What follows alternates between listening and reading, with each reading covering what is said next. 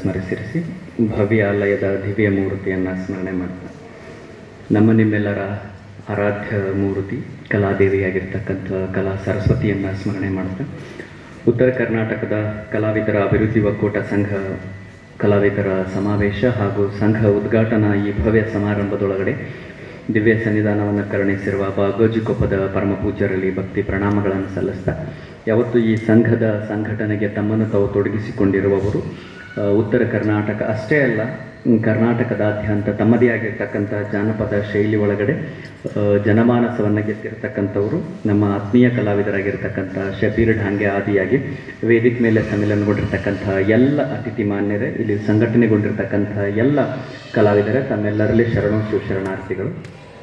ಈಗಾಗಲೇ ಭಾಳಷ್ಟು ಸಮಯನೂ ಕೂಡ ಆಗ್ಯದ. ಇದೇನು ನಿಮಗೆ ಭಾಳ ಹೊತ್ತಲ್ಲ, ಯಾಕಂದ್ರೆ ನಿಮ್ಮ ಕಾರ್ಯಕ್ರಮ ಸ್ಟಾರ್ಟ್ ಆಗದ ರಾತ್ರಿ 10 ಗಂಟೆ ಮ್ಯಾಲ. ನೀವೇನು ರಾತ್ರಿ 1 ಗಂಟೆ ತನಕ ಈ ಸಮಾವೇಶ ಮಾಡಿದರೂ ಕೂಡ ಏನು ಫರಕ್ ಬೀಳೋದಿಲ್ಲ. ಎಲ್ಲ ವಿಚಾರಗಳನ್ನು ಈಗಾಗಲೇ ಪ್ರಾಸ್ತಾವಿಕ ನುಡಿಗಳೊಳಗಡೆ ತಿಳಿಸಿಕೊಟ್ಟಿದ್ದಾರೆ. ಇದರ ಮೂಲ ಉದ್ದೇಶ ಏನು ಅಂತಂತಂದರೆ, ನಮ್ಮ ಕಲಾವಿದರಿಗೆ ಆಗ್ತಿರ್ತಕ್ಕಂಥ ಅನ್ಯಾಯಗಳನ್ನು, ಆಮೇಲೆ ನಮ್ಮ ಕಲಾವಿದರಿಗೆ ಮೂಲಭೂತವಾಗಿ ಸಿಗಬೇಕಾಗಿರ್ತಕ್ಕಂಥ ಸೌಲಭ್ಯಗಳನ್ನು ನಮ್ಮ ಕಲಾವಿದರ ಬಾಳಿಗೆ ದೊರಕಿಸಿಕೊಡ್ಬೇಕು ಅಂತಕ್ಕಂಥ ಒಂದೇ ಒಂದು ಉದ್ದೇಶ ಇಟ್ಕೊಂಡು ಈ ಸಂಘ ಸ್ಥಾಪನೆ ಆಗ್ಲಿಕ್ಕತ್ತದ ಅಂತಕ್ಕಂಥದ್ದು ತಾವೆಲ್ಲರೂ ಮನವರಿಕೆ ಮಾಡ್ಕೊಳ್ಬೇಕಾಗ್ತದೆ. ಯಾಕಂತಂದ್ರೆ ಏನಾಗ್ಬಿಡುತ್ತೆ ಅಂತಂದ್ರೆ, ಈಗ ಯಾವುದಾದ್ರೂ ಒಂದು ಸಂಘ ಮಾಡಕತ್ತೀವಿ, ಒಕ್ಕೂಟ ಮಾಡಕತ್ತೀವಿ ಅಂತಂತಂದ್ರೆ ಮಾಡೋರೇನೋ ಉದ್ದೇಶ ಇಟ್ಕೊಂಡು ಮಾಡ್ತಿರ್ತಾರೆ, ಆದ್ರೆ ಮಾತಾಡೋರು ಅದನ್ನು ಬೇರೆ ಥರನೇ ಮಾತಾಡೋಕೆ ಶುರು ಮಾಡಿಬಿಡ್ತಾರೆ. ಏನಂತ ಶುರು ಮಾಡ್ತಾರೆ ಅಂತಂದ್ರೆ, ಇಲ್ಲ ಏನೋ ಅಂತ ಹೇಳಿ. ನಾನು ತಮಗೆ ಸ್ಪಷ್ಟವಾಗಿ ಹೇಳೋದೇನು ಅಂತಂದರೆ, ಇದು ಯಾವಾಗಲೂ ಆಗಬೇಕಾಗಿರ್ತಕ್ಕಂಥ ಕಾರ್ಯ. ಇದು ಕಾರಣ ಏನು ಅಂದರೆ, ಸುಮಾರು 5 ವರ್ಷಗಳ ಚೌಗ್ಲ ಅವ್ರಿಗೆ ಈ ವಿಷಯ ನಾನು ಹೇಳಿದ್ದೆ ಅವ್ರಿಗೆ ಒಂದ್ಸರಿ ಫೋನಲ್ಲಿ ಕೂಡ. ಏನು ಅಂತಂದರೆ, ಕಾಲಮಾನ ತುಂಬ ಬದಲಾವಣೆ ಆಗ್ತಾ ಇದೆ.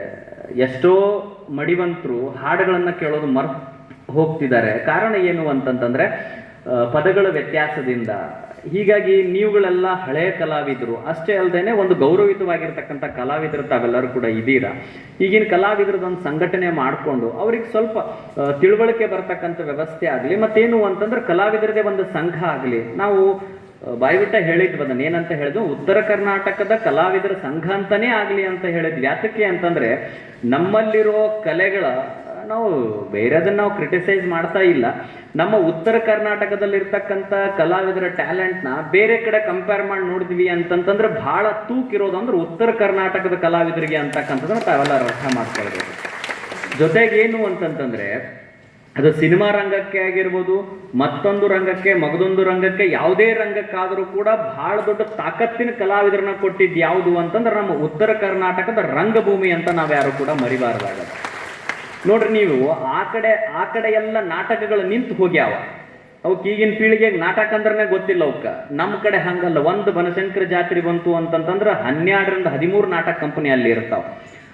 ನಮ್ಮ ಅಂಕಲಿಗೆ ಜಾತ್ರೆ ಬಂತು ಅಂತಂತಂದ್ರೆ 2-3 ನಾಟಕ ಕಂಪನಿಗಳು ಇರ್ತಾವ. ತುಳಸಿಗೆರೆ ಹನುಮಪ್ಪನ ಜಾತ್ರೆ ಬಂತು ಅಂದ್ರೆ ನಾಟಕಗಳು ಇರ್ತಾವ. ಬಟ್ ಯಾಕೆ ನಮ್ಮ ಊರ ಹಳ್ಳಿಗಳೊಳಗಡೆ ದ್ಯಾಮೊಂದು, ದುರ್ಗವೊಂದು, ಊರು ಹನುಮಪ್ಪನ ಜಾತ್ರೆ ಬಂತು, ಮಠದ ಜಾತ್ರೆ ಬಂತು ಅಂದ್ರೆ ಅಲ್ಲೆಲ್ಲ ನಾಟಕಗಳು ಇರ್ತವೆ. ಯಾಕೆ ಈ ಮಾತು ಹೇಳಕತ್ತೀನಿ ಅಂತಂದ್ರೆ, ರಂಗಭೂಮಿಯ ಕಲಾವಿದರಿಗೆ ಇನ್ನೂ ಜೀವನ ಕೊಟ್ಟಿರೋದು ಯಾವುದಾದ್ರೂ ಒಂದು ನಾಡಿತ್ತು, ಅದು ಉತ್ತರ ಕರ್ನಾಟಕ ಮಾತ್ರ ಅಂತಕ್ಕಂಥ ನಾವು ಅರ್ಥ ಮಾಡ್ಕೊಳ್ಬೇಕಾಗ್ತದೆ. ದುರಾದೃಷ್ಟವಶ ಅದೇನಾಯಿತು ಅಂತಂದರೆ, ನಮ್ಮ ಉತ್ತರ ಕರ್ನಾಟಕ ಏನು ಅಂತಂದ್ರೆ ಎಲ್ಲದರಿಂದಲೂ ವಂಚಿತ ಆಗ್ಲಿಕ್ಕತ್ತದ. ಸರ್ ಬರೆದಿದ್ದಾರೆ ಪುಸ್ತಕ, ಉತ್ತರ ಕರ್ನಾಟಕ ಈಗಾಗಲೇ ಪ್ರತ್ಯೇಕ ರಾಜ್ಯ ಆಗಬೇಕು ಅಂತ ಭಾಳ ಕೂಗು ಕೇಳಿ ಬರ್ತಾ ಇದೆ. ಅದಕ್ಕೆ ನಮ್ಮದು ಕೂಡ ಸಪೋರ್ಟ್ ಇದೆ. ಯಾತಕ್ಕೆ ಅಂತಂದ್ರೆ, ಒಂದು ಅನುದಾನದ ಬಿಡುಗಡೆಯಲ್ಲಾಗಿರ್ಬೋದು ನಮ್ಮ ಉತ್ತರ ಕರ್ನಾಟಕಕ್ಕೆ ಅನ್ಯಾಯ, ಅಭಿವೃದ್ಧಿಯಿಂದಾಗಿರ್ಬೋದು ಅದಕ್ಕೂ ಅನ್ಯಾಯ. ಅಪ್ಪಿತಪ್ಪಿ ನಮ್ಮ ಭಾಗದ ಯಾರನ್ನಾರು ಮುಖ್ಯಮಂತ್ರಿ ಮಾಡಿದ್ರು ಅಂದ್ರೆ ಅವ್ರನ್ನ ಪೂರ್ಣಾವಧಿ ತನಕ ಬಿಡೋದಿಲ್ಲ.